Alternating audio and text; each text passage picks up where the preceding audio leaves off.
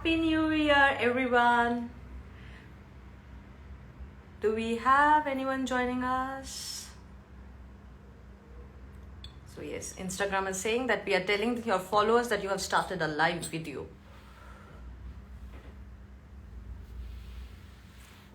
Hi Lalita. Hi Savi.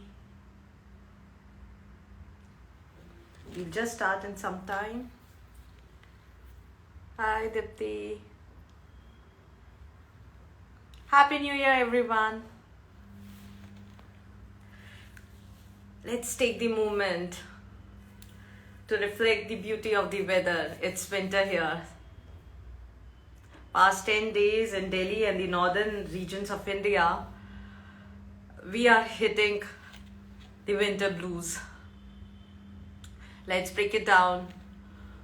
No sunshine, no motivation, no movement, and sometimes no clarity as well. I'm sure friends around me, there are a lot of people who might be thinking of the options of having pills or vitamins or something like that to keep them going, to keep them lively. But I always wonder that addressing it with the pill, finding the solution with the pill is more better than finding a sustainable solution, what our ancestors have been following, what has been the answer. It's like timeless, and that is fitness. Yes friends, today we are here to talk about fitness, and not only fitness, Desi fitness. So today's IG live is all about Desi fitness.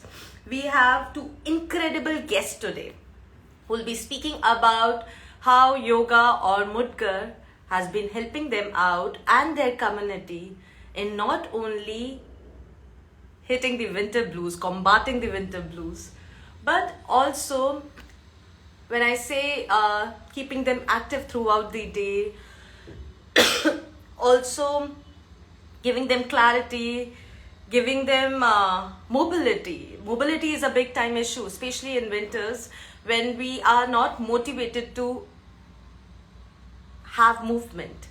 So when we are more motivated to snuggle into our beds, place somewhere heaters around us, have some good sweets, high carb rich food, but no movement. So I would like in another 3 minutes we would be having our guest here with us on IG Live. I'll take a brief moment to tell something about them. Our first guest, I'll say him a Desi boy because he's so much into Desi fitness.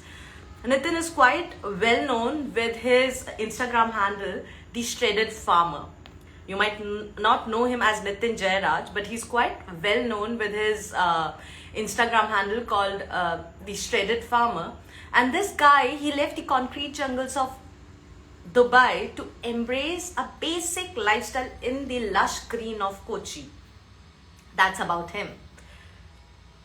And one more thing, he has one of the thriving community with the hashtag called Don't Lift, We Swing It.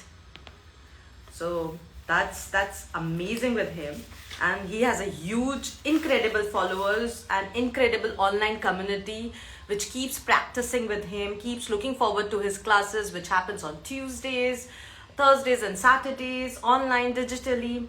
Then our second guest today is Harshvardhan Javeri. You might have known about him if you are following hellomyyoga. He's quite popular on hellomyyoga's Instagram channel, and otherwise also we do a lot of programs with him.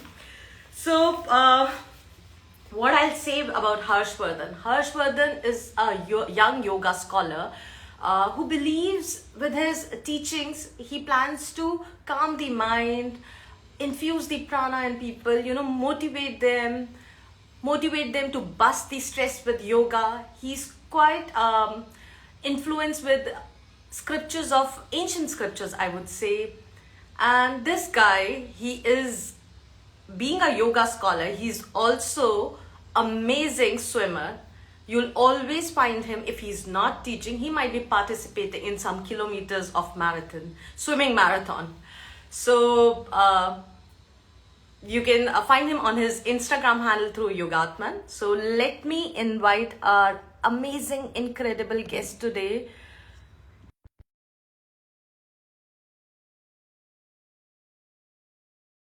Invite Nitin.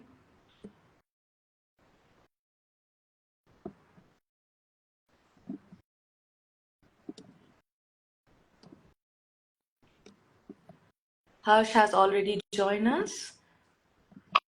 Hi, Hi Harsh, let me invite our shredded Nitin. farmer as well.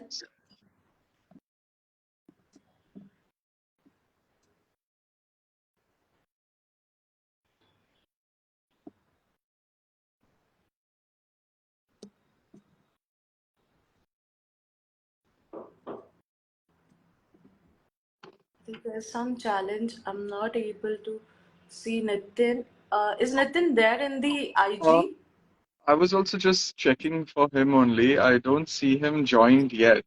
Or is he busy swinging his mudgas? Uh, Maybe we wait another minute until he joins and then it'll show up. Where are you now, Harsh? I'm in Goa right now. What are you planning now in Goa? I am here for a swim, as you were just mentioning. I'm taking part in a long distance open water swim that's coming up on next Sunday. Wow, that's beautiful. So, the beauty about friends, the beauty about Harsh is not only about swimming, but also when he's not teaching, not swimming, he might be taking a dip into the nature, be it mountains or be it beaches, isn't it, Harsh? That is true. That is true. So I'm just inviting Nitin, and I can't find him.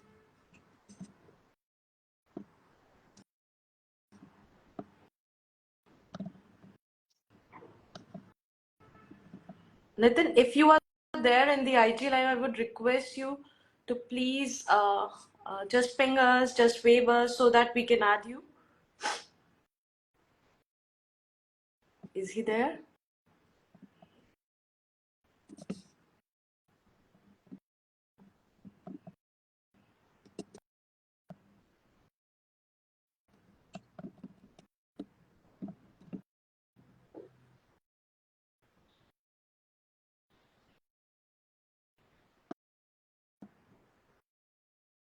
Have we lost Harsh? Harsh, are you there?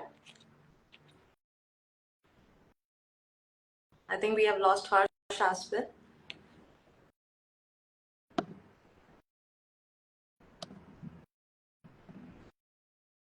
Oh, he's here.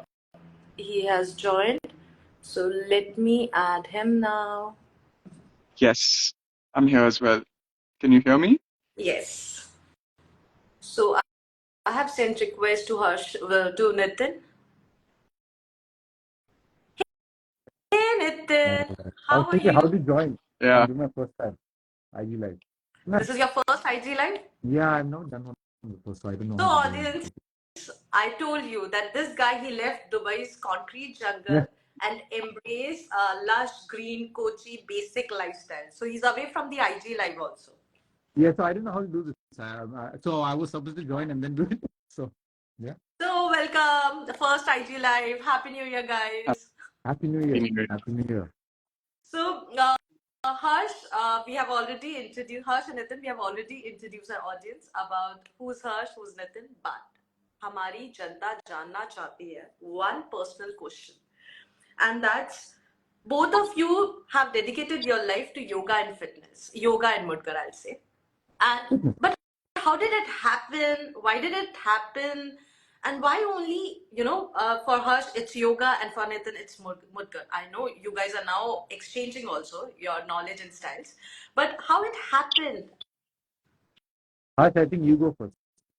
I was Why just not gonna the say, yeah. why not the corporate lifestyle, or the basic lifestyle what everyone goes with it? Why fitness? Why yoga as a fitness or mudgar as a fitness? Harsh. So I'll go ahead then, yeah.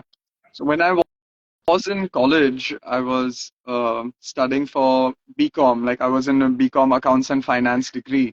And while I was doing that, I didn't feel the resonance with doing this kind of accounting work, and I didn't see myself doing this in the future as well, because I asked myself those questions, and uh, I couldn't fit myself. I wasn't resonating with that.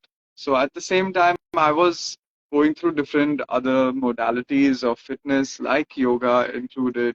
And I would go for like yoga classes 3 times a week with my parents, and my brother as well would join sometimes. And at the same time, I was introduced to some Indian philosophical traditions of particularly Advaita Vedanta. And then I began studying this philosophy, and I learned a little bit more about the philosophy of religion because it's based on that. And that got me really interested. And my practices in yoga that I was doing was also growing, and my experiences were growing. So I thought that, okay, now this is something so fundamental to Indian culture, to Indian life and living, and it's really the fabric of, the atmosphere that we live in out here. So I thought this may be something that's worthwhile pursuing. Even if I don't see myself doing this later on, it's worthwhile pursuing to know more about it, to learn more about it. And therefore, I started on the path of learning more about yoga philosophy and practices. And then once I started swimming in that direction, then I kept swimming in that direction. So it started growing on me, growing with me. And then once you are in that ocean of yoga, then it becomes natural to also begin sharing the practices from a place of experience. So that started happening, and then things just started unfolding in that manner. So I'm grateful to, those friends and those family friends who inspired me to take that path and begin this journey. And it so happens that yoga is holistic in nature as well. So it's not just the fitness aspect of it, of course, the asana, the diet, all of those things do take care at the physical level, the physical body, and maintain it very well. But also the pranayam practices help on working on the energetic body, the pranamaya kosha.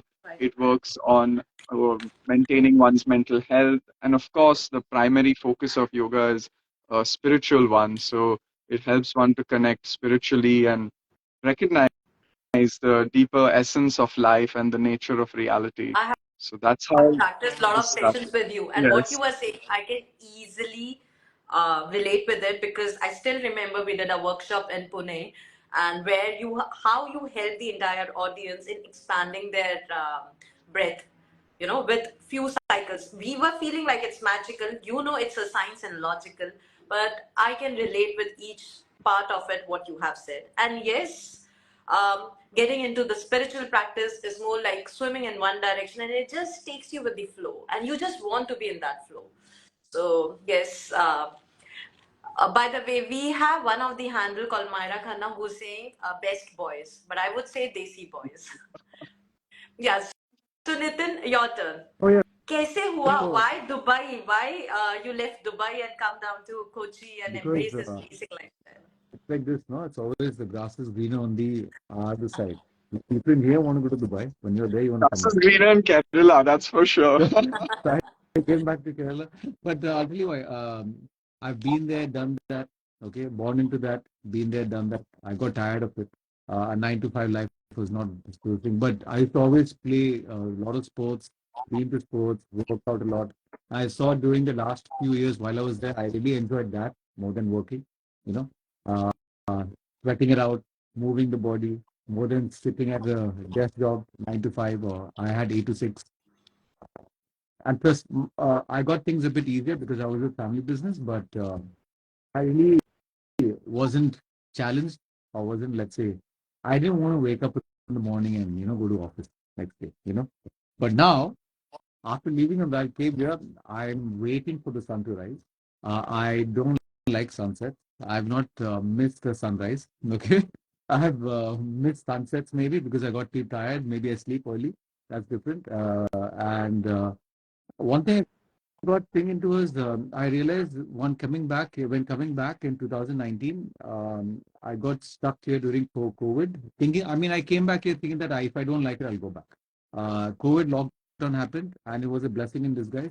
Then I just realized how much so simple life is, where you just need so less. All you need is your shorts. You don't really need shoes. You can walk bare feet. You can connect to nature. And then I got my, let's say, more happiness when connecting with nature and animals. It was the next step. Getting milk, milking cows, then playing with my dog, seeing so many things. So I just realized life is so simple where there's no distractions over here. And I could only, trust me, coming from a city, a metropolitan city, and coming back here, it was hard. But then I could really isolate myself, and what do you say? I could pursue my goals and, let's say, my journey much more easier, only because I had no distractions. I'm far away from the city. I'm far away from people, and I'm far away from Swiggy. Swiggy doesn't come to my area.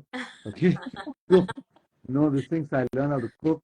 Having dogs, you'll wake up early in the morning. They'll give you discipline, more emotional IQs, because you have to understand them.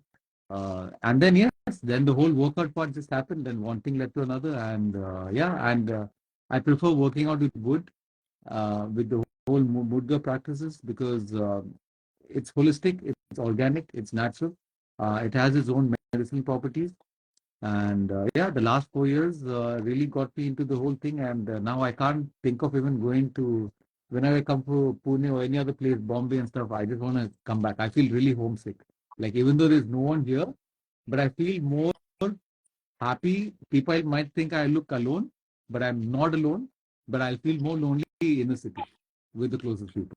So yeah, You so know what, Nitin? yeah, You are lucky enough to have no distractions. yeah, Trust me. exactly. um, because not everyone can have that kind of lifestyle. True. But I still know that the kind of classes we attend with you, we are so motivated, and we love you so much that we just look forward to Tuesdays, Thursdays, and Saturdays Thank that you. we're gonna practice with you. And same goes with Harsh also. That uh, why Hello My Yoga keep on repeating, and why I make sure that I am in particular present for Harshvardhan's program is with a reason that the kind of knowledge he shares, the kind of practices he shares, it helps us to be undistracted in this kind of distracted world. What Harsh always says, that my practices are meant, or I try to give those kinds of practices that helps to still the mind. And actually, at that particular of time when we are practicing with you, Harsh, we can actually still our mind. However, no matter what, our mobile phones, and the moment we are out of the class, we are so much distracted. But yes, during that particular time, it's amazing. It's mesmerizing. It's the moment which we want to live at that particular time. So, Harsh and Nitin, why we are here? Let's address the elephant in the room. Why fitness is so difficult, inaccessible for a lot of people. Around 50% of people who make the resolution to start a fitness regime, they tend to fall back. I'll say that we take a lot of debates happen on which Monday to go and join the gym, but continuing that kind of practice, continuing that kind of lifestyle regime, why is it so inaccessible or difficult for people? Nitin, we'll start with you. So I've seen the most common thing which happens, or I'd say failure is starting tomorrow. Start today. Yeah. And starting on a particular date. I would say just start today. Don't wait for tomorrow. Because I've heard tomorrow like for months and years. Yeah. And then there's ones where they say, wait and watch. See me in a month. Okay. But that month has come to years. So, and then, so back again, what you're saying is, for me, being from a city person, I had to, for like, this is my personal experience. I had to really isolate myself to actually get that distraction because I have nothing else to do. So I really have. So there's one point in time when I thought, like, you know what? I really love food. I love my food. I keep eating all the food I want, and I will not restrict myself from food. Uh, but one thing is that eating healthy just doesn't work. You need to, your workout will complement your food. Your food will actually, your body will absorb the right nutrients and everything if you work out. Okay. So I'm not saying being veg or non-veg. So if you're going to a spiritual life or meditation, this or yoga, You really don't need any protein and stuff. Your body is very smart. It you know exactly what to get from with food. But if you're going to start lifting weights or move your body exertively, moving heavy objects, then yes, you do need to eat some meat. And I would never suggest eating supplements. Have meat because your body will actually get the will your body is very smart. It's its own pharmacy. It will take its own thing from the food. So food should be rewarding. That's my this thing. So I had to work out because I really like food. If I didn't work out, I wouldn't fit on the screen maybe. So Nitin, how so that's long you have been practicing? How long you've been into this fitness regime? so uh religiously would be since I've come to India, but working out has been like 15 years now. Okay, but which has come to a where I don't feel like I'm working anymore because I'm doing what I like. So the moment I leave my house and I do a workshop, I feel like I'm working because I'm actually genuinely doing. But at home, I don't feel like I'm working at all. It's just it's a lifestyle. It's normal anyway. So it's been 15, 16 years now. Yeah, So 16. can we say this thing that if we start putting a workout in a lifestyle in a way that we don't feel like that we are working out, but we are enjoying that moment, so maybe we'll never, there will be no setback in our schedule. Yeah. There will be no, as like falling down or That's discontinuity with that kind of regime. What do you I say? would suggest starting with this. So let's say you have a busiest day. And another common thing I've seen is people tend to skip their workout only because that day is going to be busy. So they say, okay, you know what, today I'm not going to gym. Let me because I have a meeting. I have to take my kids out. So I would say wake up a bit earlier, do your workout because that is going to charge your mind up for the rest of the day more than skipping that workout for a day. So wake up early, do the thing, and then do it. So a workout should be even more important than work. Like it should be that charges you up for the rest of the day. Yeah, I would say even skip a meal Absolutely. is better. Skip your lunch or the thing is better than skipping your workout. Absolutely. Yeah, In fact, it adds more of activeness and clarity in the entire day. yeah. It makes you more focused. But here, Harsh, I have a question with you. What do you think fitness and happiness, does they go hand in hand? If it's a mood booster, how do you see yoga? Because you've been practicing Mudgar as well. You've been practicing yoga as well. So what will be your comment on that? How it boosts the mood? Okay, so I just follow up first a little bit on the previous question as well. And I wanted to say two things that came up for me over there was we as our perspective towards it, like especially, this is the start of the year and people, have this perspective, okay, I'm going to this new fresh energy and enthusiasm, New which year, like you new me. said, after some time people like kind of die out with. So is it's better to maybe set like short-term goals and you achieve those short-term goals, and when we do that, then coming to exactly the second question you asked me, you give yourself some dopamine from that.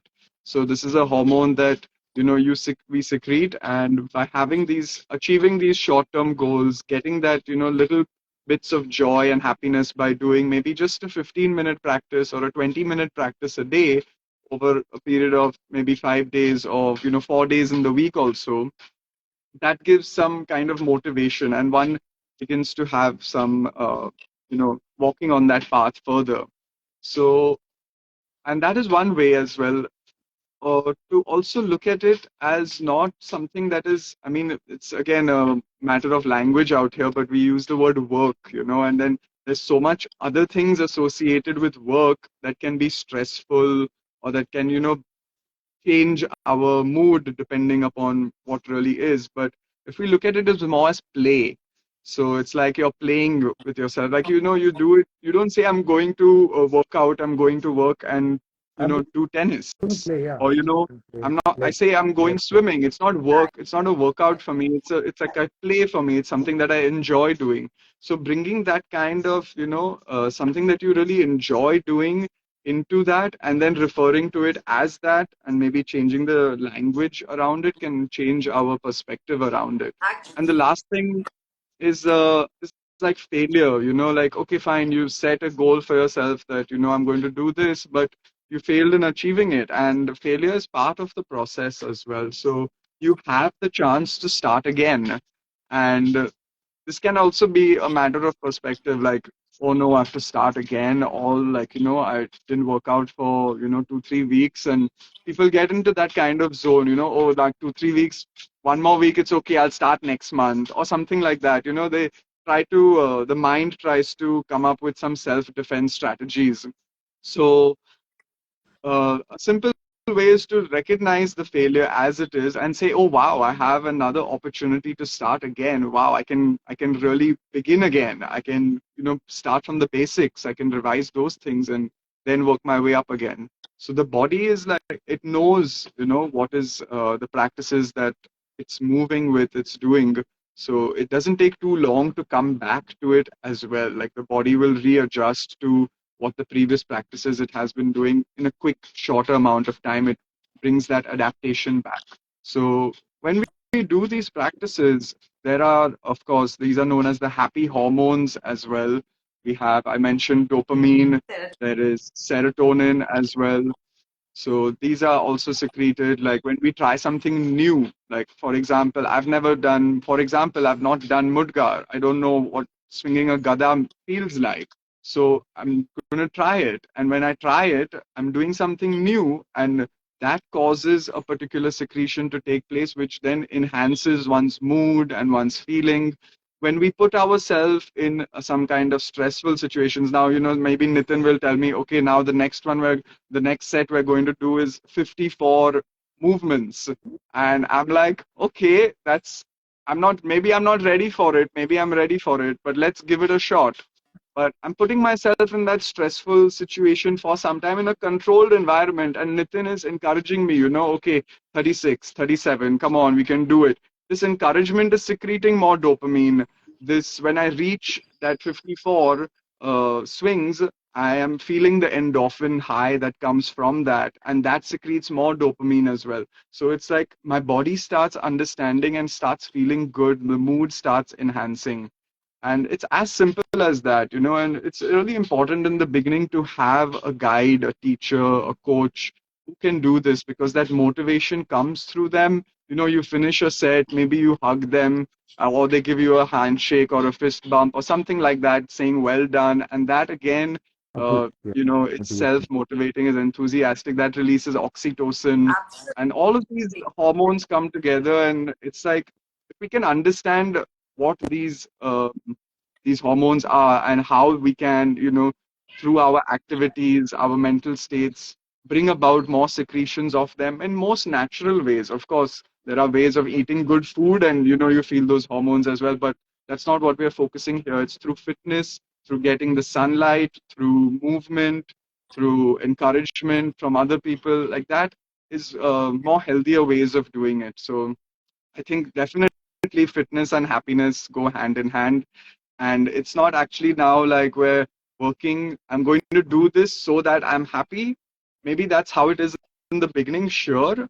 But there comes a point maybe where we are like, I'm already happy now because I'm doing this, and I'm going to continue doing this because it continues to keep me in this mood and gives me this feeling.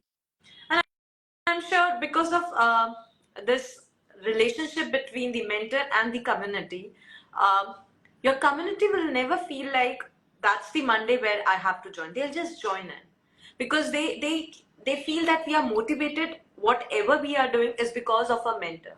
So the role of mentor is very very important in this. Here I have another question, Harsh, with you. Let's start with you. That stress management is movement is considered to be a very nice solution for stress management, and you have a very big community. Can you tell us something about from your community itself, community experiences as itself, that how movement has played an important role in stress management? Okay, wonderful question this is. So let's break up a little bit first what stress is. So stress is, again, this is a matter of perspective, and it so happens due to convention, certain words take on like certain meanings or certain feelings. So maybe when we hear the word stress, we're like, oh, that itself is stressing, like why stress, or why do we want to talk about stress? But stress is actually a good thing. Stress is a necessary thing. Without it, we don't function. Like If I wasn't stressing to be here on time for this IG live, then that's something also. We need stress for basic functioning as well. So it's better to understand the role of stress in our life, and when we understand how stress works, then we're able to tackle it better. We're able to manage it better. So there is usually defined as two kinds of stress: eustress and Right. distress. But stress by itself is neutral. It is neither good nor bad. It is just performing its function. Based on the story we have around it, we think it's good or we think it's bad. So it's just a basic function of life. So how do we deal with, in that case, now we're talking particularly about distress or stress that is throwing us off our balance. Through movement, we're able to bring in those happy hormones, we're able to shift the focus from that which is triggering or causing us to feel that distress to something that is causing us to now feel more free and feel more joy and feel more uh, healthy in our bodies.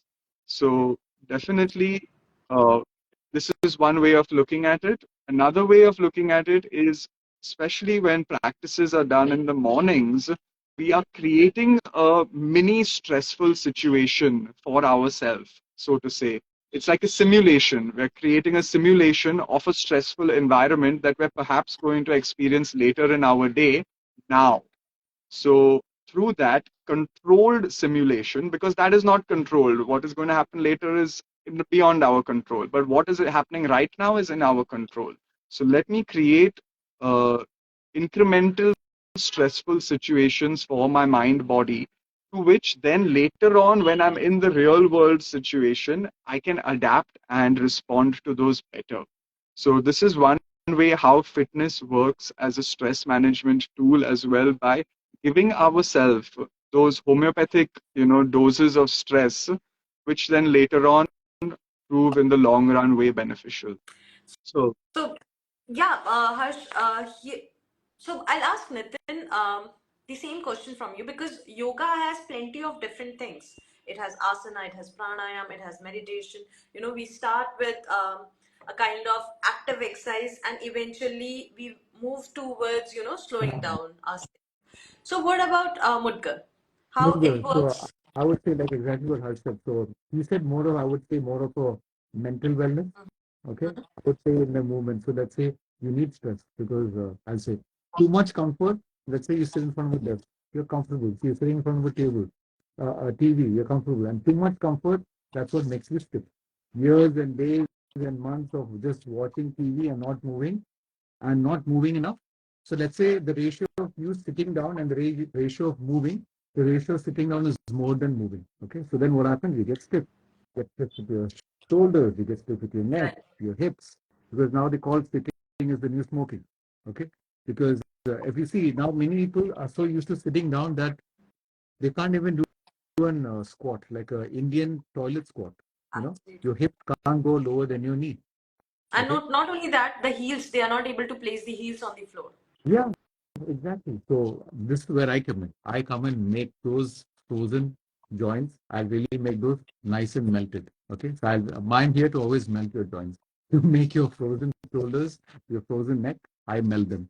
So what I do is basically, and one thing I'll tell you is, so that is so too much comfort will cause stress as well. Okay, you can't take the stress. So now what you do is the little stress. So you need to put stress in your life so that you'll enjoy comfort more. Right. So let's say you will only know happiness if you know what sadness. Okay, same thing. So you need to know both. Only then you then some meaning to it. So stress is good. It can challenge you more. It get you more. It is really good. So I'm talking about more of a now physical point of view. Too much of relaxation or comfort is going to make your joints stiff, and that is stress. Now, when you move, that will become stressful. And if you don't move, it's really bad because you're always humans were meant to be moving around. We have legs to walk. Your rotator cuff, it was meant to rotate, not to just go up and down. You're like, you have to rotate your arm and not just push and pull. So if you see over time, especially someone who's in an IT job or a desk job, they can't raise their arms more than the shoulder level after some time. That's so bad, and they're so young. Okay, they make all the money in the world, but they have these graveyard shifts. which where you work, you start working at like 8, 9 in the six. So that's all stress because you're supposed to be sleeping at that time. You work at 8 p.m. and you finish work at 5 a.m., which is unnecessary stress, I feel. But then you want because there's always someone else to do it. If you don't do it, someone else you can be replaced. But I do the way where it says so. Even when I do my training, I tell people it's only during daylight hours I work. I can't do it after. So people who work out, who work out like after work, they work out at 5, 6 in the evening.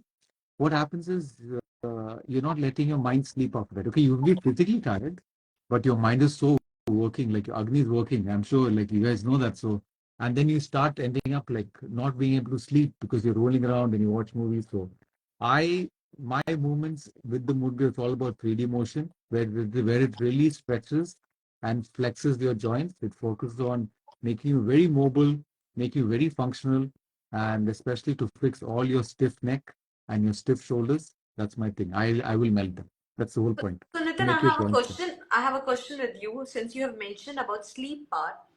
A lot of people, or I'll say with the fitness, one aspect is always ignored, which is sleeping part.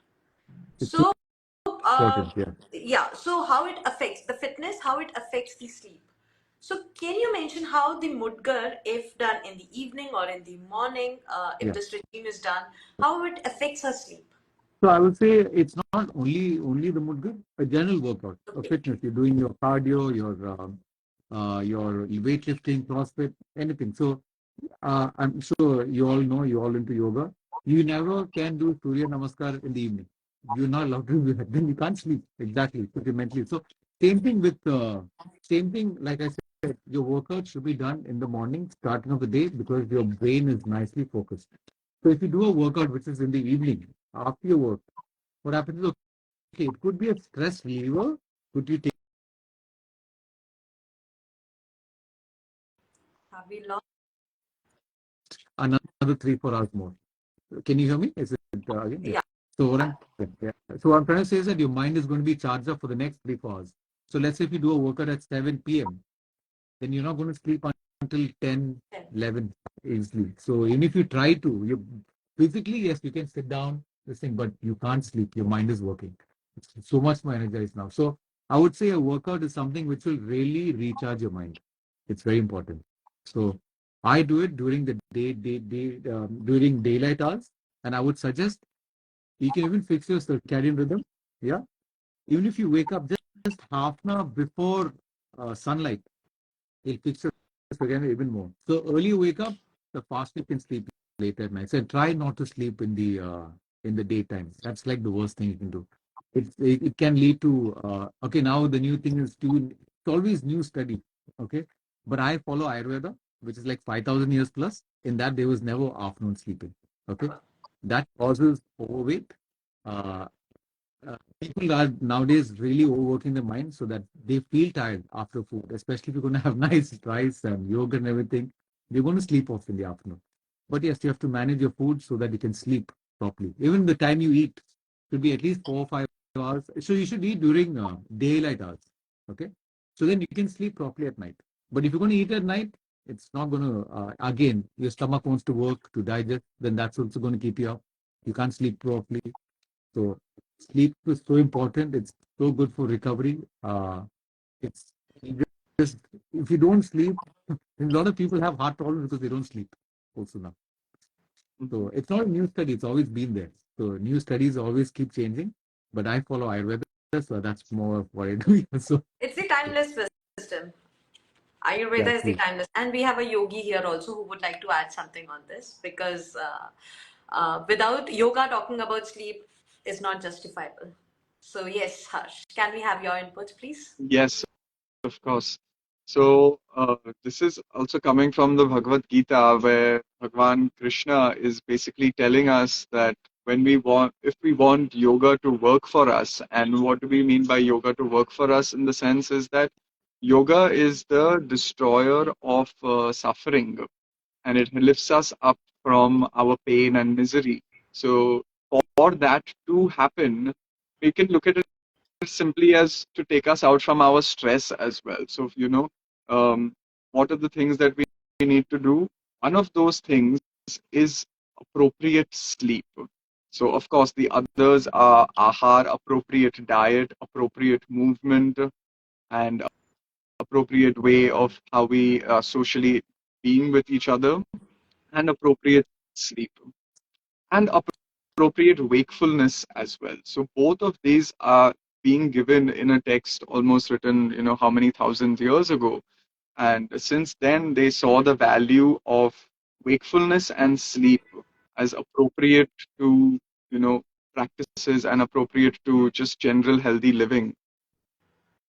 So, yogic practices do, like Nitin mentioned, they help us to rhythmize ourselves or harmonize ourselves with the circadian rhythm.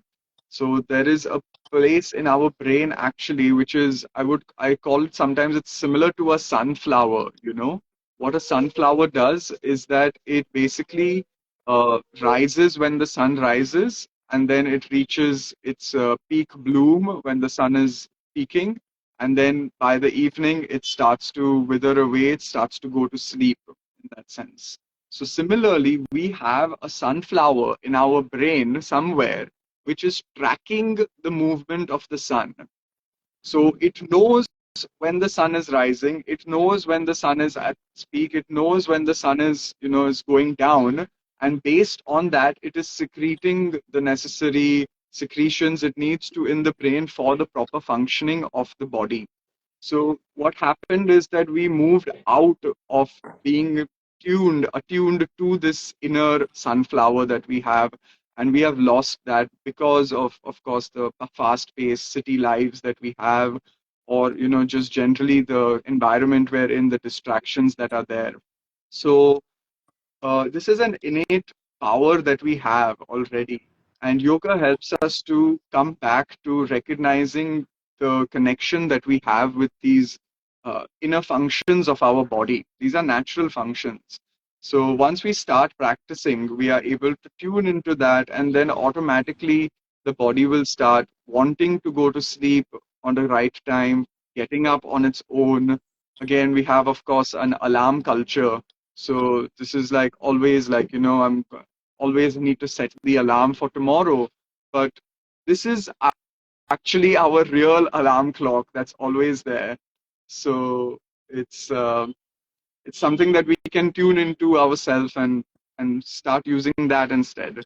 There are practices that enhance sleep because we have, of course, yoga as a therapy as well. So people who do have sleep problems, disorders like that, through yogic practices, through pranayam practices, we're able to um, mitigate those problems, and we're able to enhance the secretion of melatonin, serotonin, which are also the sleep enhancers, so that one can enter into sleep. We have practices like tratak, and certain mantras that can be chanted before sleeping as well, that invites that mood and atmosphere for sleep to take place.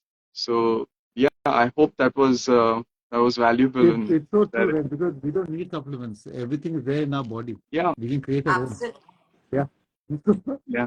I know. Absolutely. Nowadays, it's the whole supplement world. So all the you're talking For about the sleep, melatonin especially resources. like sleep Yeah, aids. Yeah, yeah, people want, like, I mean, on the yeah, Western side, we yeah. have like the really heavy sleep drugs like Melatonin Restil. drugs. No, Yeah, I'm talking about exactly. like Restil and stuff, which is Oh, like really okay. very strong doses of could get Yeah. one to sleep. It's almost like delirious in its nature. Mhm. So yeah, even melatonin, serotonin, gummies, these are also Yes. very Yeah, these uh, are all like, yeah. I am a strong observer of newspaper advertisements or digital advertisements. So page three newspaper advertisements were earlier limited to on especially on Sunday and Saturday magazines when people are prone into so Kayam Churan. The constipation was a big problem. So a big advertisement on glossy magazine was of Kayam Churan. But now the sleeping pills, melatonin drugs, like not Oh. drugs, but But I know the supplements, I'll say. and enhancers, yeah, to help you Yeah, sleep. so that has become another a set of advertisements which are like flooding in. So it shows the society, it reflects the issues of the society which are trending in. And It's very simple. We just have to go back to the basic lifestyle, the Desi lifestyle, which is not that expensive, complicated. It's just that we have to look for it. Pretty disciplined in the beginning until we get that motivation from inside to just follow that pattern, just follow that track. We start getting those results. But this is what we are here to discuss. And here now, Harsh, I have one question with you. We have a lot of conditioning in yoga ecosystem. Also, we have a lot of conditioning. Our association with you is more than 5 years, and this of late on your handle we have seen that you are trying different activities, a kind of weightlifting with mudgar and different other styles. So how do you, and we also see that a lot of yoga students with their yoga practices, they are also doing mudgar with nitin itself. So I want to understand, Harsh, from your perspective, how this kind of activity, this kind of practice complements your yoga practice. Okay, that's a great question as well. And um, I think this comes from actually a traditional Desi culture that is already prevalent in the country. And of course, it's not so much in the forefront right now, but there are some practitioners, also Western practitioners of mace bells and other equipments who come to India and really go into a lot of the villages where there are akhadas and a lot of cities as well. So you'll find these traditional gymnasiums, if you want to call them in a way to say, where they do these kind of weightlifting with wood, with metal, and they Stones. do kinds of wrestling Yeah. and different things in the sand, in the mud, and of course they also have a lot of yogic practices that they do as well. So this was also because those practices complement each other, and they've always been in that. They've always been like that. So Swami Kuvalanand, who also founded Cavalier Dham, actually entered into the field of yoga through fitness first. He was actually training to become a freedom fighter and went to these akhadas to train. And then he got introduced to yogic practices out there because they would be done as maybe before or after those kinds of practices, and also for a lot of stretching of the limbs and suppleness in the body to bring about that, a lot of asana and pranayam. So he got influenced by those practices more, and therefore he, took on the path of yoga. So this relation of strength training, of mudgar, of gada, of mace, of all of these equipments is always been in tandem with yogic practices.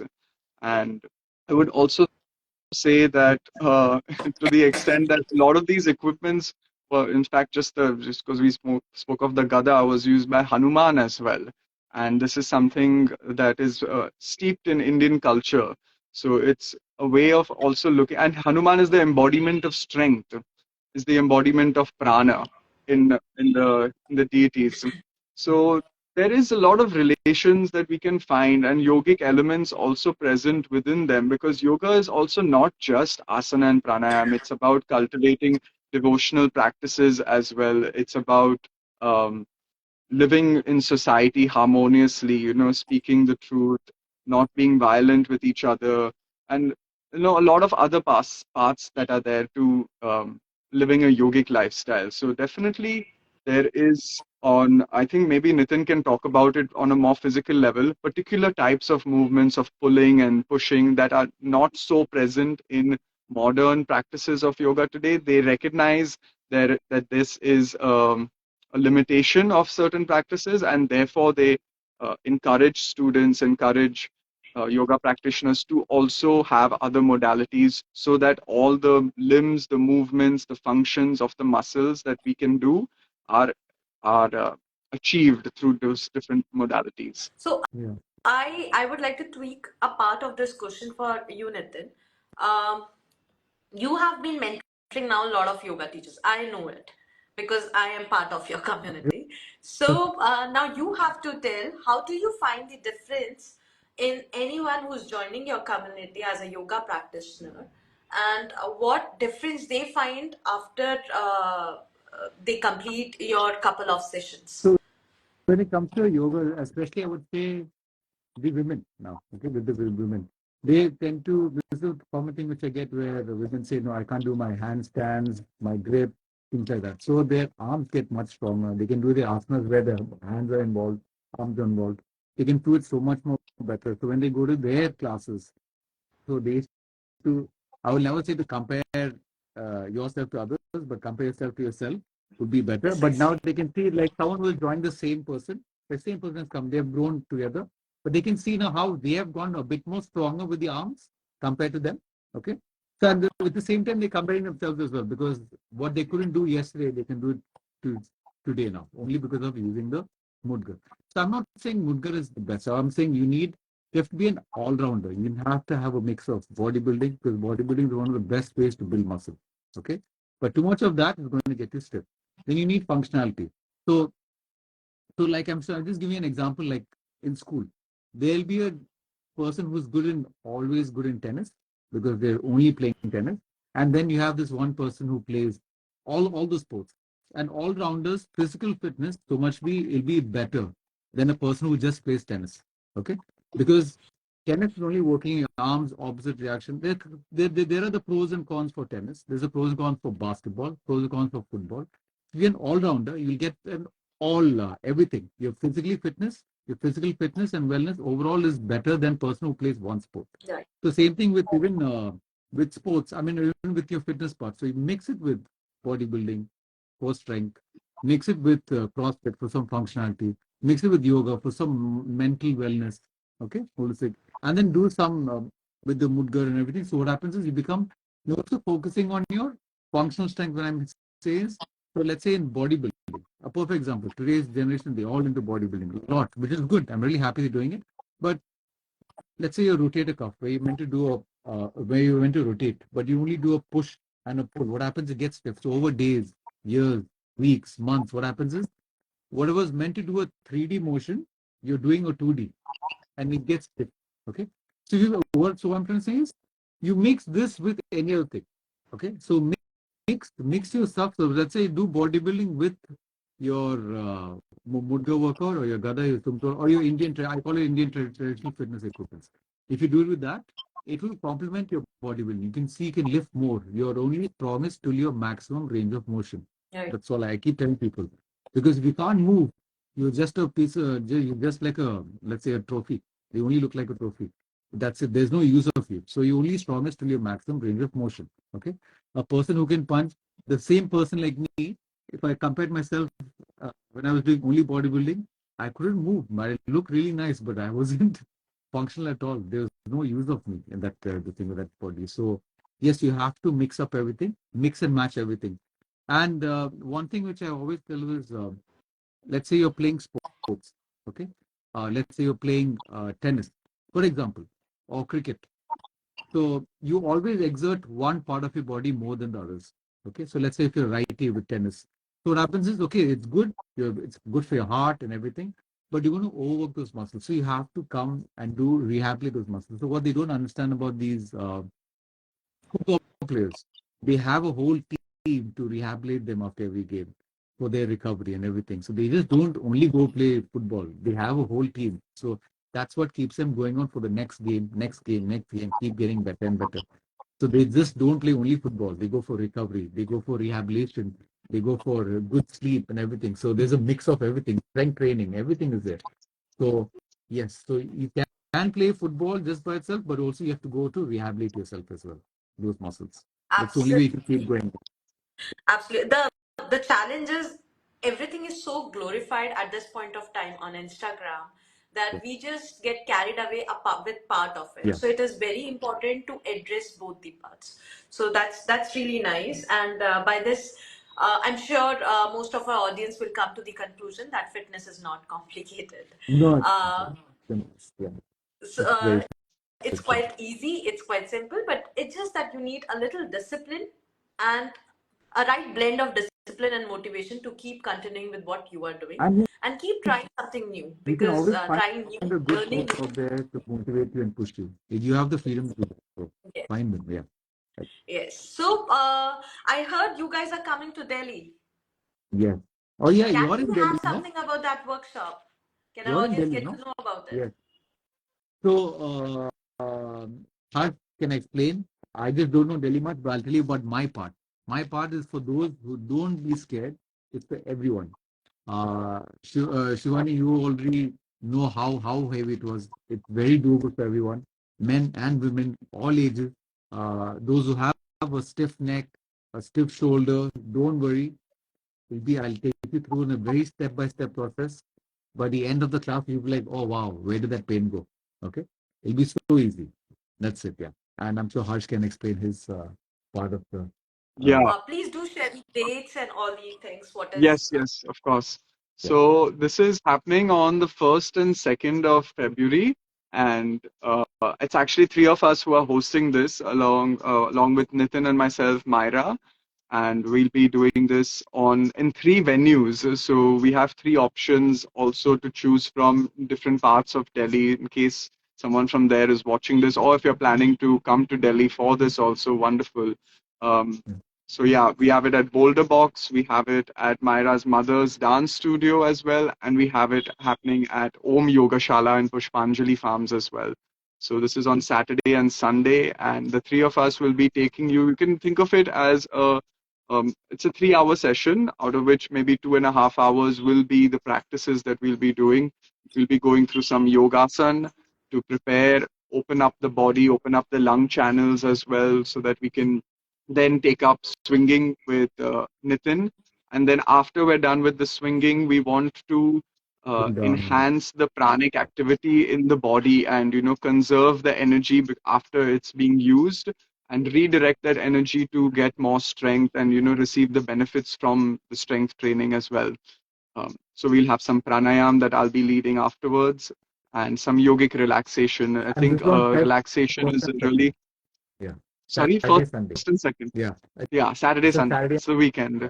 So Weekend. um, yeah, some relaxation is really important as well. Like lying down, even even after so many times after practicing with Nitin online, we do our training and practice, and then afterwards I just lie down like in shavasana or on the ground, and it restores the body. Just lying down on the ground for maybe 2 to 5 minutes. You're not thinking anything, you're not doing anything, you're just lying down, and that's it. So that really, any fatigue that is caused through the practice also that gets like, removed, it gets reduced and the body like adjusts itself nicely to the stress that it was under at that time. So, uh, yeah, I think that's much about what we're doing. And Nitin, anything else that we want to add for the upcoming workshop we have? I don't say don't get scared for everyone. I'll guide you all Yeah, perfectly. it's You're in good hands. Okay? actually, Yeah. it's Yeah. and the mudgas also are going to be really light. They're not It's like the very heavy light. ones. I know if you It's all turn up about, on yeah. Nitin's page and you see what he's doing, you're going to be No, like, oh my gosh, this guy's no, leagues no, ahead of me. no. Don't worry, No, it's no. simple. Actually, let me show Simple. you this as well. This is a mudga that I got from Nitin only. It's 2 kgs. I travel with it. Like I'm in Goa, it's with Yeah. me. I was in Even Shivani Calcutta, it has was one. with me. Yeah. I Shivani received has it the in one. Delhi. So it's Yeah. it's quite versatile and like it's not something, oh, where will I have this equipment? I won't be able to. No, it's made very accessible for you. Very accessible. Yeah. I And the would best say part afterwards, anyway, before this thing. So the wood we use is mahogany, and the thing is that it has medicinal properties, so it goes to the practitioner while you're practicing with it. So I feel that is something which I don't know how to explain, but it's something if we compare my before and after photos, 4 years ago and now, because I've been touching that wood almost every day for the last 4 years. Okay. So you'll see how the wood gets darker and darker as you keep practicing with it. So it's a very good so. thing. Yeah. I That's a would good bond. say, Delhi, just don't be afraid of anything. Just give it a try because I gave it a try last year, and since then I have not stopped. It's similarly like the way you carry your yoga mat and water bottle everywhere. You will start carrying your mudgar also with you everywhere because that's the benefit. That's the effect of it. And Pune audience, just don't feel that you have been left out. Delhi is doing everything. Don't worry. We'll get Nitin once again to Pune as well. Harshvardhan also once again to Pune as well. At the very much breathing room. So Breathing there are room. a lot of programs, plans which are coming up for the Pune as well. So thank you so much, our awesome Desi boys. You've spoken about Desi fitness. You've And seen I'm how. sure the audience who's tuning in today, they know that fitness is not at all complicated. It's quite simple. What we need is discipline and motivation to keep going. And we have these two amazing mentors, Desi boys, who once you join their classes, and that's digital, that's very much from your home. You don't have to think about what you are carrying or where are you driving, what is the parking issue, nothing of that sort. Just a, a basic internet facility on your mobile phone. Just log into the Zoom session and start practicing with them. That's up to you. You want to jump on your yoga mat and do the asana, or you want to swing it with the mudgas. So that's it. Thank you so much, Thanks amazing for boys. having us. Bye Thank bye. you so much. Bye bye. Thank you, Shivani. Thanks, Nitin. Amazing Thank you, talking Harsh. Thank you, to you. Shivani. Bye Bye bye. bye. We are Bye. ending here. Yeah.